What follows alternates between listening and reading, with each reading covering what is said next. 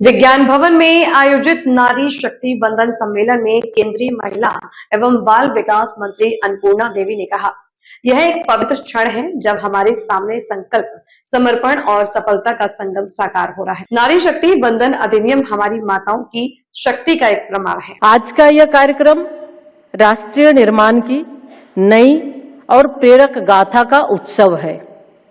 यह वह पावन क्षण है जब संकल्प, समर्पण और सफलता का संगम हमारे सामने साकार हो रहा है। साथियों, नारी शक्ति वंदन अधिनियम हमारी मातृशक्ति के वर्षों के संघर्ष और साधना की लोकतांत्रिक सिद्धि का महापर्व है। यह महिलाओं के सामर्थ्य, आत्मसम्मान और लोकतांत्रिक भागीदारी को सुनिश्चित करने वाला युगांतरकारी परिवर्तन है। माननीय प्रधानमंत्री जी, आपने हमें यह दृष्टि दी है जिससे आज भारत की बेटियां विकास रथ की ध्वजवाहक बन रही हैं और आपके वुमेन लेड डेवलपमेंट के विजन के साथ विश्व पटल पर अपनी नई पहचान स्थापित कर रही है। यह अधिनियम इसी परिवर्तन का संवैधानिक उद्घोष है। यह निर्णय इसलिए भी विशेष है कि पिछले 3 दशकों में अनेकों प्रयास हुए, लेकिन माननीय प्रधानमंत्री जी के दृढ़ संकल्प ने इस परिवर्तन को वास्तविकता में बदल दिया है। इस अप्रतिम पहल के लिए देश की आधी आबादी की ओर से आपका हृदय से हार्दिक आभार।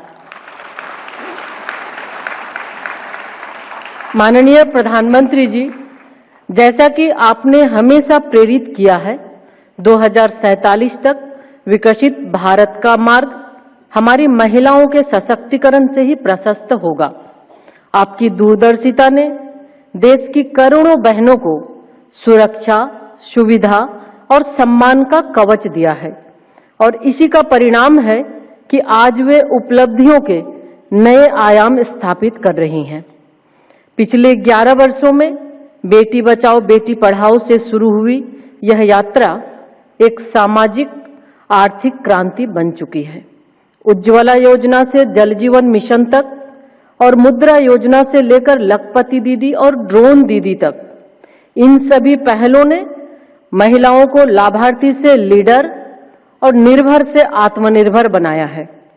स्टेम में बेटियों की बढ़ती भागीदारी, विश्व में सर्वाधिक महिला पायलट्स और पंचायतों में लाखों निर्वाचित महिला प्रतिनिधि, ये बदलते भारत की गौरवशाली तस्वीर है।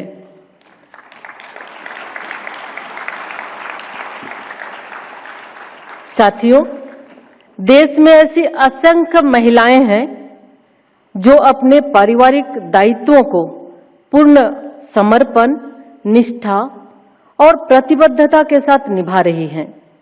यह अधिनियम उन सभी बहनों की आवाज को प्रतिनिधित्व देते हुए उनके अनुभव और दृष्टिकोण को भी